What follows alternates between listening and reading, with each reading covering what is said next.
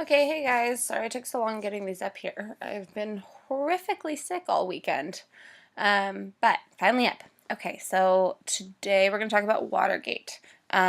This lecture has a lot of information in it in terms of like the step-by-step process by which Nixon ends up resigning. But just so you know, you won't need to know all of the steps. The more important thing is sort of the overarching importance and significance of what Watergate is. And how it sort of contributes to the political climate, as well as sort of Nixon's election and all of that. But you don't have to know all of the different players involved and all of the step-by-step. So I'll try to go through that quickly, but just to give you a sense of like the anticipation and the build-up and sort of the background of what people were feeling when everything came out. So that's sort of the important part of this is first, the overarching significance, how this plays into and changes people's perception of the government, and then also sort of how this affects Nixon and why this resonates so heavily given the context, right? Given the time period, given what else is going on. With all the social changes, civil rights movement, the rise of Black Power, rise of the women's women's movement, the entrenchment in Vietnam, right? That's the backdrop to everything here. So, Watergate. Watergate refers to this whole scandal that came out that are sort of uncovered as a result of an investigation into a single incident. And all these scandals ultimately result in a series of Senate hearings, which basically reveal that Nixon had lied about something and tried to cover something up. And this is going to ultimately lead to his resignation from office. He would have been impeached, but before the impeachment process can begin, he resigns. So that's this overarching thing. So Watergate itself is actually the hotel where this initial series of break-ins occurred.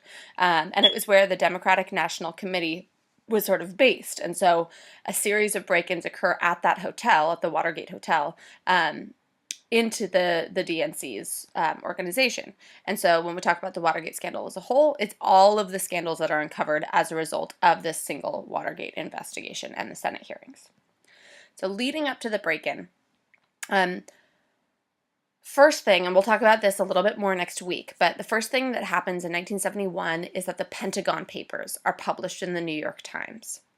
So the Pentagon Papers is the Defense Department's secret history to the Vietnam War, essentially. So first the New York Times began publishing it, then the Washington Post began publishing it, and all of this spreads like wildfire.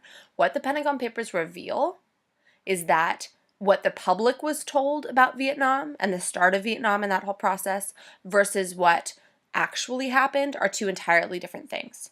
And it also basically reveals that the government had been purposefully lying about everything that had happened in Vietnam, right? Or everything that happened to start Vietnam and our involvement there. Now, by this point, American casualty numbers have been rising dramatically, right? We've been spending so much money in Vietnam. It's at this point, it feels like a war that we cannot win and we're entrenched and we can't leave.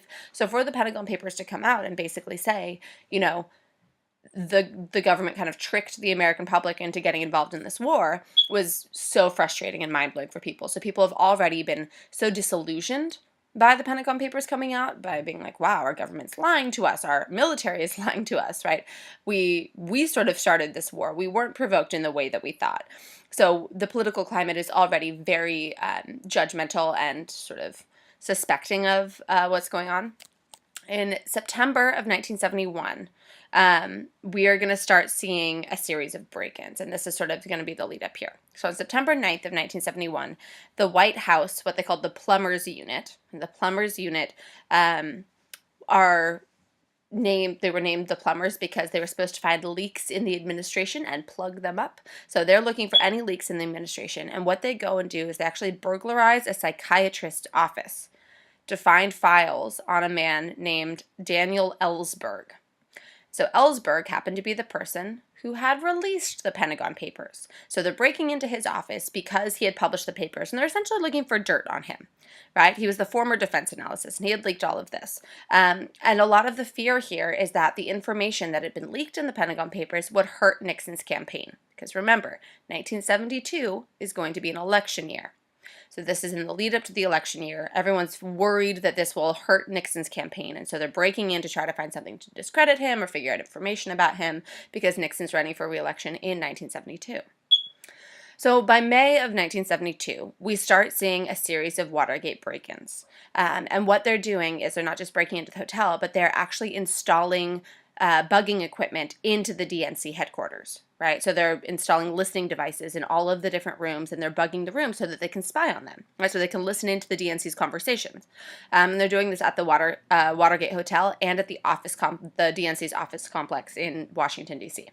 Now, again, Nixon is a Republican, so they're doing this to the opposing party so they can try to keep an eye on what's going on and figure out what's happening.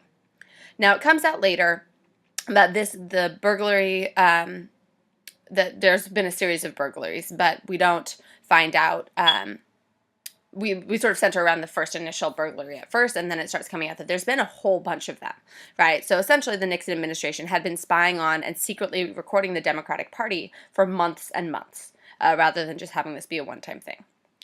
So everything finally sort of comes out and develops on June 17th of 1972, when 5 burglars are arrested at 2:30 in the morning during yet another break-in at the Watergate Hotel.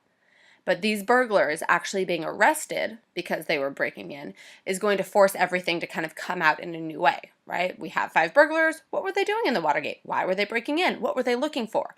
And as we sort of trace that through, right, they're not just trying to find jewels or, money or something like that. They're actually spying on the DNC.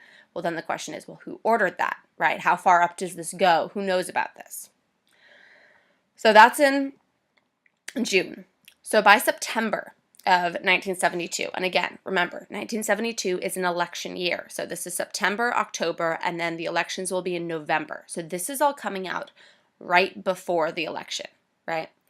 So the Washington Post is going to report on September 29th of 1972 that the former Attorney General, a man named John Mitchell, had controlled a secret Republican fund. And that fund was used to finance widespread intelligence gathering operations against the Democrats. So essentially, the Republican Party had controlled this fund of money, and they would use that money to finance spying on the Democrats, right? And this is the Attorney General was controlling this. So they would pay people to go spy on the opposing party so they could gather information about them. So that comes out late September. Right? A week and a half later, on October 10th of 1972, the Washington Post prints that FBI agents had confirmed that the Watergate break-in, which is the one that had just happened in June where those 5 dudes got arrested, was not a one-time incident, but rather it was part of a massive campaign and spying carried out by Nixon's re-election campaign. So what comes out in October is this connection, right? These FBI agents are reporting that not only was the Attorney General controlling the secret fund of money where he would pay people to shut people up, and to find out information, but now it's Nixon's campaign is directly related to that, right? So our current president who's running for re-election could be connected to all of this. Now, remember too, these initial reports are occurring in the middle of the final months of the presidential race. So burglars arrested in June. The Post reports on the Attorney General and his secret fund in September. Then the Post says it's more than just a break-in. There's actually a whole sabotage campaign going on in October, and the election will take place in November. So the first initial snippets of this come out the months before the election. Yet, Nixon overwhelmingly wins in a landslide vote. On November 11th, Nixon is reelected. Why? Well, there's several reasons here, right? First, most people didn't realize how intense this actually was, right? How far-reaching this went, how deep this went. Polls before the election showed that 2/3 of people felt that the entire Watergate scandal was just politics. There was no serious wrongdoing or serious scandal involved. And they also felt that Nixon's deniability was very plausible, right? Like, he could have just been like, I knew nothing about this. This was someone lower in my staff who was doing this. And so most people didn't quite believe the extent to which this was taking place, right? They just don't buy it. And they don't understand how deep it went or what exactly it means. Now, one of the other major reasons why people are so disillusioned with this is because nobody likes the alternative candidate, right? The Democrats ran this guy named McGovern, and he was just not a good politician, right? He was not charismatic. He didn't really stand for anything. He brought nothing to the table that made you want to vote for him. As you can see, he wins like 1.5 states, right? He wins DC, and then he wins Massachusetts. But that's it. Everything else goes to Nixon. So he wins in this overwhelming landslide victory. When they polled people, 80% of the country who were polled said they saw no reason to change their support, right, to McGovern. They're like, once Nixon's whole thing came out, they're like, there's no reason whatsoever to change to McGovern. I see nothing that McGovern brings to the table. There's nothing that makes him appealing to me. And they didn't. So this is one of the biggest landslide victories in American history, right? The other two will be the 1936 election, in which 31% of the popular vote, 61% of the popular vote and 98.5% of the electoral vote will go to FDR. He only lost Vermont and Maine. And then the 1984 election is the other very close one, in which Reagan gets 58.5% of the popular vote and 97.6% of the electoral vote against Mondale. And the only state that he lost was Minnesota. So Nixon is right up there, right? This is a huge landslide victory, one of the biggest in American history. But unfortunately, this scandal does not seem to want to go away. So even though Nixon is reelected overwhelmingly, we're going to see these sort of pesky issues continue to come out. Now, on January 8th of 1973, the trials over the break-in begin, right? Who's responsible? You have to be held accountable for these trials, and this is going to take a little while. By the end of January, so a few weeks after the trials begin, former Nixon aides, right, former aides to Nixon, a guy named Gordon Liddy and James W. McCord, are convicted of conspiracy, burglary, and wiretapping at the Watergate incident. The 5 other men who were actually caught will also plead guilty. But there's still a lot of mystery surrounding this by the end of January. So these trials have sort of concluded. A couple, aides to Nixon have been caught, but there's still so much that we don't really know about it. There's a lot of confusion. Why was this happening? What was going on, right? So we're going to start to see more and more things come out in the aftermath of this.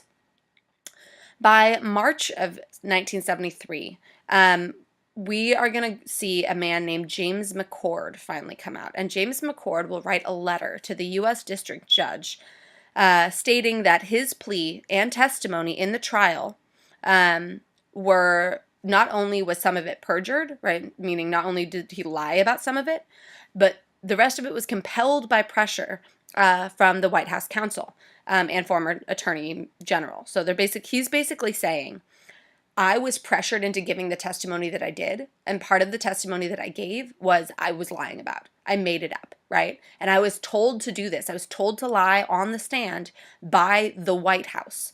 Not only the White House counsel, right, people close to Nixon, but also by the Attorney General, or the former Attorney General.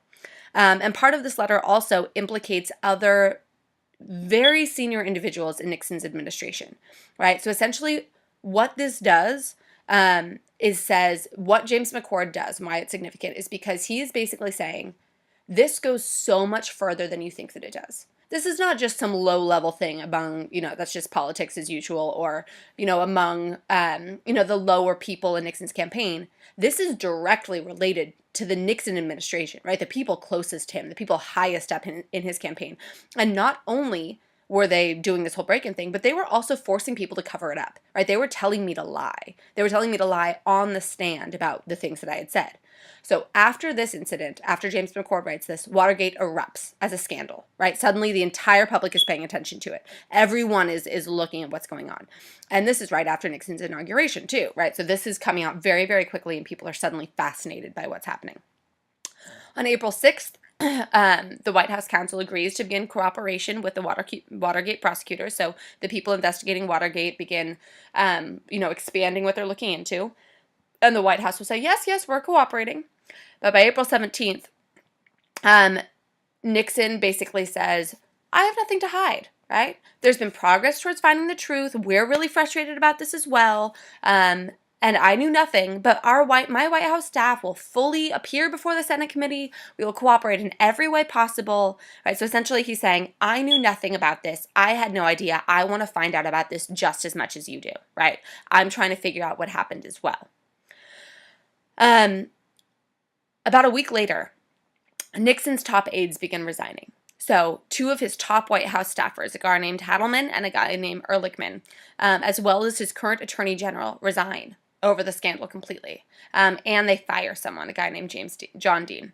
And so the attempt here is sort of like, let's get, maybe these guys could be the fall people. But we have a couple people who are trying to be the fall people, and a couple people who are like, I can't deal with this, I'm out. So we have a bunch of resignations, which looks a little fishy. Now, on May 17th, the Senate begins a series of nationally televised hearings. So they're putting it on TV, and they're interviewing people about what happened and the details of the case. And then, so basically what this whole process is, right, is this is becoming increasingly public information. And with every step that we take, the public is seeing more and more how detailed this is, and also how high up it goes, and the fact that people have been lying about it. And so people are paying more attention, and people are getting more freaked out. So by June 3rd, right, so this has been over the 6-month period since the trials began. By June 3rd, it comes out in the Washington Post that John Dean had told Watergate investigators that he had discussed the Watergate cover-up with the president himself at least 35 times. So John Dean had just been fired, right, a few months before, and now he's basically telling the press and telling Washington investigators that the reason he was fired is because the president was trying to cover everything up, right? He had talked directly with the president about this before, and the president knew about everything. So that's huge. What John Dean does on June 3rd is directly connect the entire scandal to the president of the United States, saying not only did he know about it, but he was talking to me about it multiple times, and he participated in it, essentially. 10 days later, Watergate prosecutors find a memo addressed to a guy named John Ehrlichman, who had been one of the staffers who had resigned. And what it says is it's describing in detail the plans to burglarize the office of the psychiatrist of the Pentagon Papers defendant, John Ellsberg, right? So this goes way back to that few slides ago, right? So Daniel Ellsberg was the guy who published the Pentagon Papers. One of the initial burglaries had been breaking into his psychiatrist's office to try to find something to discredit them. And so what they've just found is a memo telling Ehrlichman, this guy had been fired, to detail the plans on how to break in, why you should break in, where you should break in. Several days later, John Dean, the guy who had just come out and was like, I talked about this with Nixon 35 times. He now tells prosecutors that not only did Nixon know about it, but within days of the event, he was immediately involved in the cover-up. So it's not just I talked with him about it, but he knew, and he was directly involved. He was implicit in the entire thing. So now the president of the United States is not only involved in these secret spyings on people and stealing information and breaking in and doing all of this illegal espionage, but he's also involved in the cover-up. He's trying to hide his own ass because he's been so involved. A couple weeks later, in early July, Nixon tells the congressional committee that he won't give any presidential documents to them, because the committee is basically asking him, right, there's these series of documents we want to see. This will probably exonerate you, maybe not, but like we want to see these. And Nixon basically says, I can't do that because of executive privilege, quote unquote. I cannot give you these documents because they have special information in them that that you can't see. It's not for your eyes. So based on executive privilege, I will not reveal these documents. About a week later, a man named Alexander P. Butterfield, who is a former presidential appointment secretary, goes in front of the Senate committee, right? Goes in front of Congress, and he gives his testimony. And he basically says in this testimony, you know what? The president has recorded all conversations and telephone calls in his office since 1971. So you have 2 years of recorded conversations that the president has in his office. Hi, Stella Bean. Hi, Stella. Hi, sweet girl. Sorry. So, hi, baby. Hi. So you can look at that, right? Nixon has recorded everything, and he was doing it kind of as security for himself because he was so paranoid he didn't trust anybody, but this is going to end up backfiring on him. So basically now we know that there are secret tapings of presidential conversations in the Oval Office, stuff that no one is supposed to hear, that Nixon has. And so now the prosecution obviously is going to go after this. A few days later, Nixon's like, he orders all White House taping devices to be disconnected and to stop. He's like, oh shit. Oops, right? He's like, that was a bad idea. We're going to stop any more recordings of conversations. So this is going to lead us to the infamous tapes. So these tapes, now we know they exist, right? And keep in mind too, the public is watching this as this goes. This is something that's being printed in the newspaper month by month, step by step, right? This is something that everyone's paying attention to. The Senate committee keeps coming out with this. A lot of this is being publicized, whether directly on TV or in the newspaper. So this is coming out piece by piece. And everyone is sort of shocked as this gets higher and higher. So on July 23rd, the Senate committee, right, the people who are looking into this, has basically, they know that the tapes now exist and they're trying to get a hold of them. So they demand that Nixon hand over a wide range of White House tapes and documents. 2 days later, Nixon says, nope, I'm not going to do that.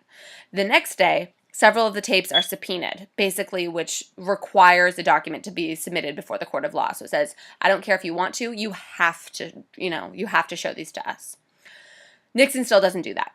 So a couple weeks later, the Senate then says, okay, we are going to have to take legal action against the President of the United States to get these tapes. Once again, Nixon saying, no, you cannot do that. I have executive privilege, right? These tapes contain sensitive information, basically necessary to the security of the country. Like, I can't just hand these over to you. The committee then asked the Supreme Court to order Nixon to hand over the tapes. So they'd done it on the lower courts. They then go to the Supreme Court and they're like, hey guys, can you please make Nixon give us these freaking tapes? Because clearly he has something to hide here. So going through the whole process, a couple weeks later, the Supreme Court finally agrees and they order Nixon to hand over the tapes as evidence on August 29th. Right? They're saying you have to give them up. He still doesn't. So he's going to sort of bide his time, right? He's like, no. So everything kind of cools down for a month or so, but we're going to start to see things heat back up again as more and more complicated things start coming out and more sort of corruption starts coming out within Nixon's presidency. So on October 12th, the vice president to the president of the United States resigns, a man named Spiro Agnew, which is quite a name. But Spiro Agnew resigns after he had been convicted of income tax evasion, right? He was not paying taxes. He was attempting to hide all of his money, and so he has to resign from that position. Everyone's like, dude, come on, you're the vice president, and you haven't been paying taxes? That's ridiculous. But this is going to come in very important later. So his vice president resigns, which means Nixon gets to appoint a new vice president. And so he's going to appoint a man named Gerald Ford. And Gerald Ford will come up again later as he will become one of our presidents. So he appoints Gerald Ford as vice president to fill this position. On October 19th, we basically have more bickering about the tapes. Nixon tries to offer a compromise to the Senate committee that's looking at this, and he says, how about we have the one senator listen to the tapes and prepare summaries for the special prosecutor? Right? Like, I'll have some guy who I pick listen to them because I know he's trustworthy, and he'll just summarize the important parts of the tapes and give them to the guy who's investigating this. Obviously, that doesn't go over very well. And the special prosecutor, a guy named Archibald Cox, basically says no. And so this leads to a series of events that we call the Saturday Night Massacre, which takes place October 20th of 1973. Now, no one dies. It's just a series of people getting fired. So the special prosecutor, Archibald Cox, rejects the compromise. He's like, no, I'm not just going to take summaries of that. That's ridiculous. So Nixon orders his attorney general, a guy named Richardson, to fire the special prosecutor, right? To fire Archibald Cox, the guy who's like, no, give me the tapes. So he's like, Attorney General, fire that man. He wants me to give him the tapes. Nixon's attorney general is like, no, I'm not going to fire him. Like, he's doing his job. He's trying to figure out what's going on. So Nixon's like, fine, I'm going to fire you. And so he fires the guy. Then he orders the deputy attorney general, right, which is the guy next in line. And he says, Deputy Attorney General, you need to fire Archibald Cox because he's asking for these tapes and I'm not going to give them to them. The Attorney General then says, no, that's insane. I'm not going to fire this guy. So Nixon fires him instead. He fires the Deputy Attorney General. So then he goes to the Solicitor General, which is the guy next in line, who's now the acting Attorney General. And he's like, dude, you got to fire this guy. And finally, the Solicitor General is like, okay, fine, I don't want to lose my job. And so he fires Archibald Cox. So all that, we go through two major people, but then we get to the third, finally, just trying to fire this guy, which shows, kind of Nixon has something to hide, right? This prosecutor wants these tapes. Nixon is firing people rather than giving the tapes up, so there must be something on those tapes. The Saturday Night Massacre does not go over well, right? It does not look good for Nixon in the press. So finally, on October 23rd, Nixon agrees to release the tapes because pressure from the public and pressure from the Senate has been mounting to impeach him, right? They're like, he's hiding something. We should start this impeachment process. On November 17th, so several weeks later, Nixon famously declares on national television, he goes on and he gives this big speech on TV, and he says, "I am not a crook." And he's maintaining his innocence in the Watergate case as a whole. He says, the people should know if their president is a crook. Well, I am not a crook, and he very clearly says this, right? So you can see with that political cartoon, that was Nixon saying, "I'm not a crook." And then 4 days later, so 4 days after, he goes on national television and is like, "I did nothing wrong. I have no part of this." On November 21st of 1973, we find a gap of 18 and a half minutes on a tape of the conversation between Nixon and one of the people who had resigned, Hadelman, from way back on June 20th of 1972. So basically, this gap, so it's an 18 and a half minute gap of a conversation between Nixon and one of the guys who was clearly implicated in this whole cover-up thing. And it's been erased. So it's not just that it didn't record. They pulled in a lot of electronics experts. And what they report, hey Stella, is that the gap, right, this missing part, was the result of over 5 separate times of erasing it, right? So they'd gone over and erased it and erased it and erased it to make sure it was fully gone. Nixon's secretary says, "Oh, I never did that. I never erased the tape," so it had to have been Nixon himself. But that 18 and a half minutes was fully erased. So we're just missing that part, right? And so, again, political cartoon, right? That missing piece, that knot, is proving that he is a crook. So this gap discovered in the tapes is kind of it for Nixon.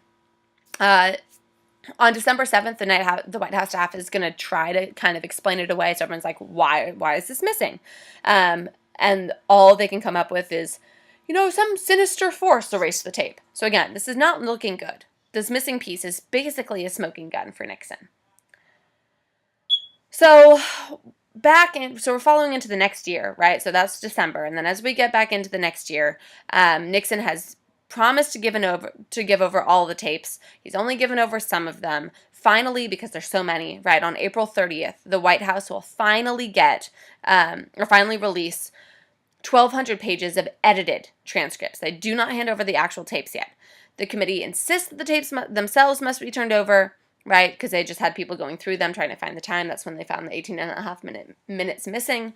So finally, they go back to the Supreme Court, and they're like, "Dude, make Nixon give us those tapes, right? We need them."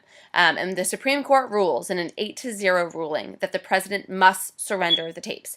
Executive privilege is not something he can claim. He must give them over to the Senate committee hearing.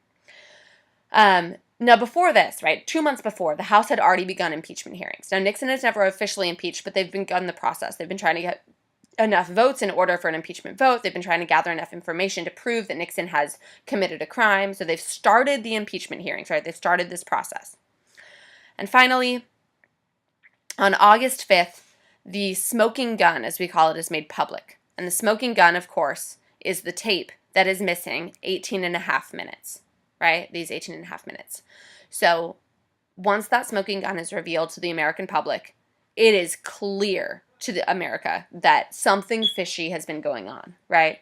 So Nixon's political support vanishes.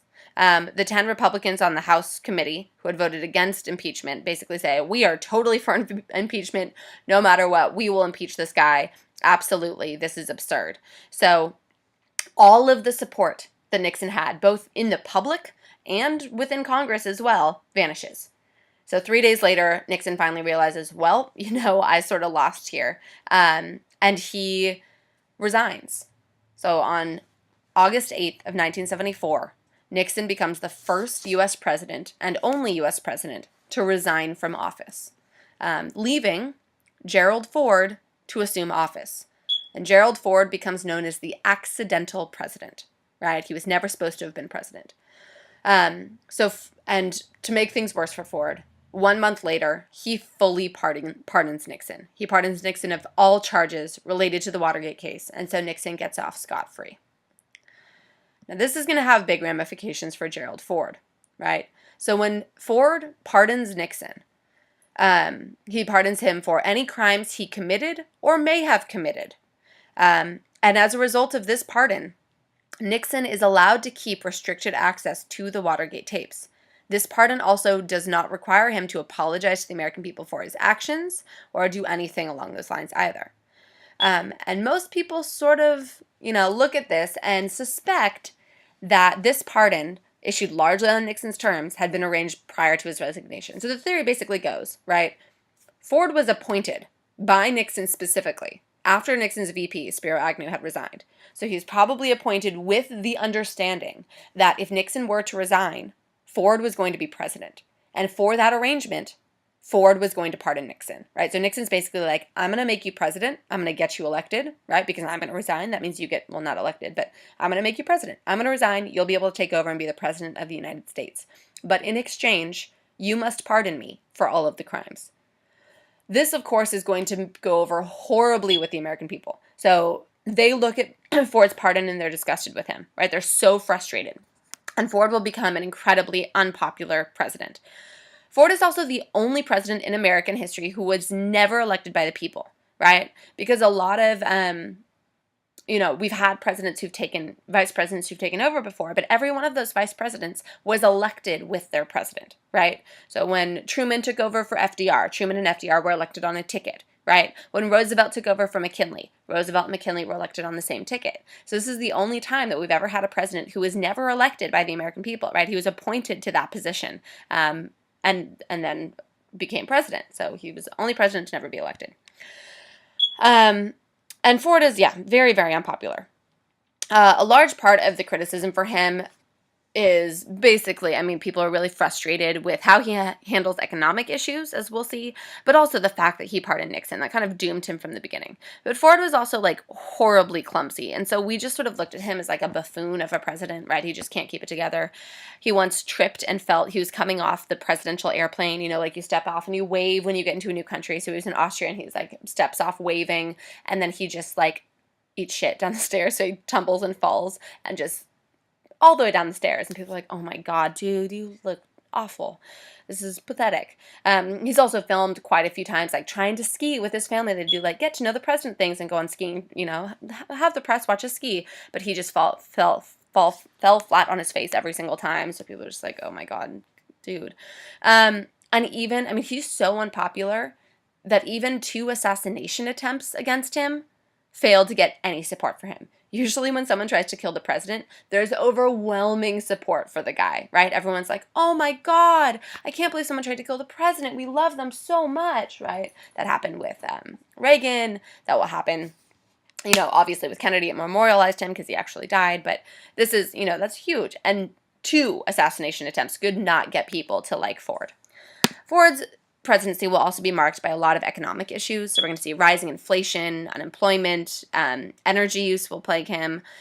We see inflation rise as a whole with government spending, right? We've been overspending both on social programs, like we saw with the end of Lyndon B. Johnson stuff. He was trying to do, the war on poverty, and so we're spending so much domestically, but we're also spending on Vietnam. So we've been spending so much overseas as well. So the government is way overspending, which is leading to inflation. We're also seeing rising oil prices because of an oil embargo, which we'll get into later. But basically, Saudi Arabia refuses to export its oil to any Western nations who are friendly with Israel. So this becomes known as OPEC, as the Organization of Petroleum Exporting Countries, and they impose all of the oil exporting countries in the Middle East begin gathering together, and they're like, we're not going to export any oil to any Western country who backs Israel.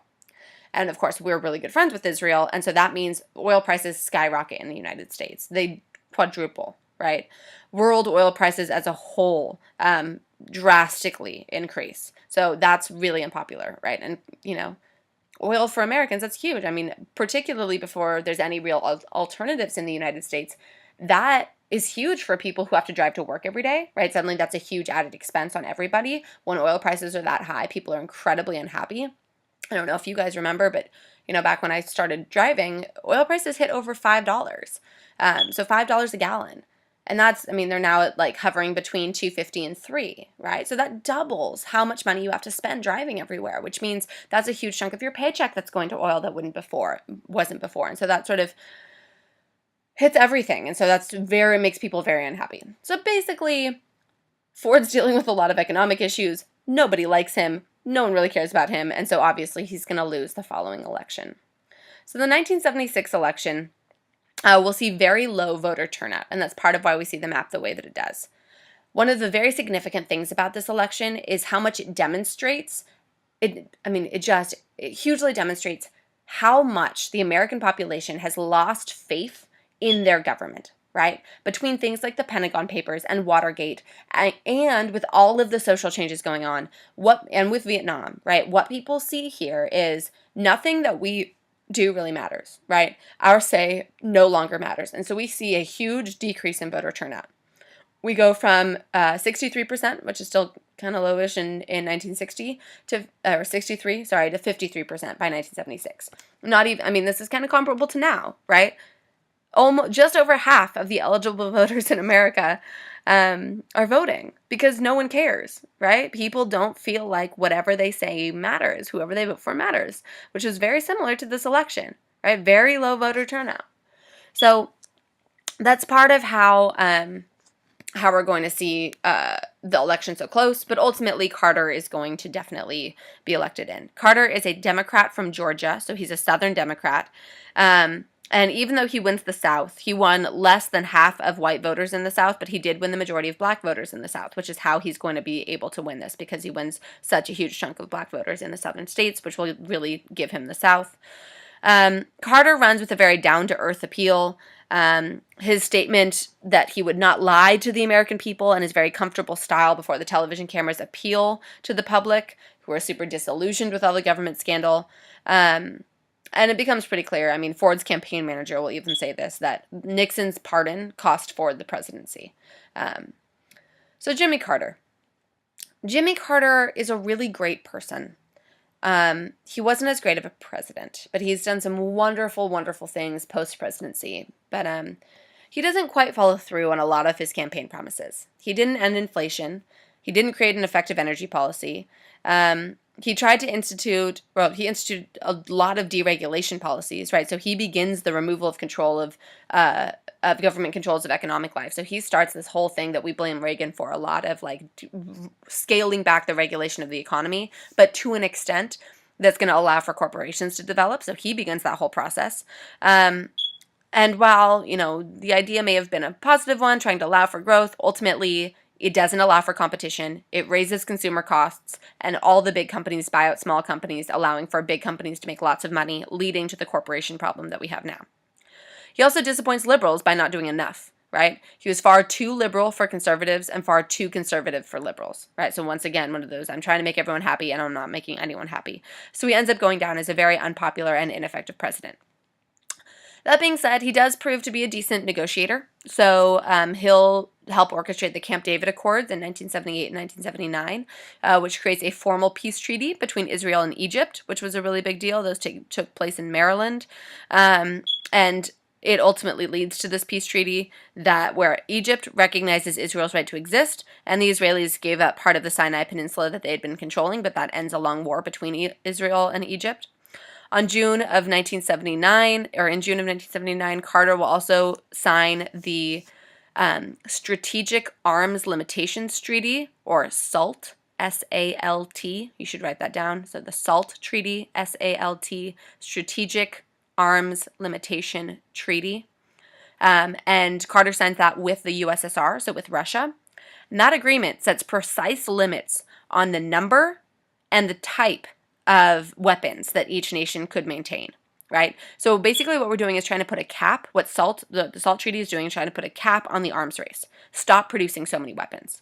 So the SALT Treaty is something you should pay attention to in terms of our deregulation. We're going to see the SALT Treaty, then we'll see SALT Part 2, then we'll see some START treaties. So we'll go over those. But this is the beginning of a couple of arms limitation treaties, right? Of trying to de-escalate how many weapons we had produced. So again, it says there's only, it curbs the amount. So it says you can only have this many, and you can only have this many of this kind, right?